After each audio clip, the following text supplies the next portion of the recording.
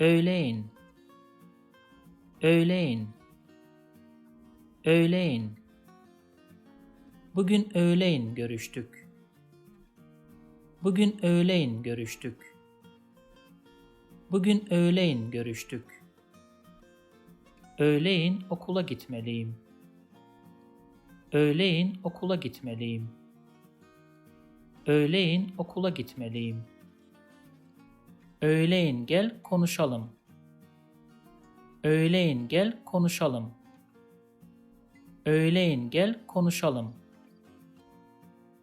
If you like this video, please subscribe to my channel below for more videos on Turkish grammar, vocabulary and pronunciation.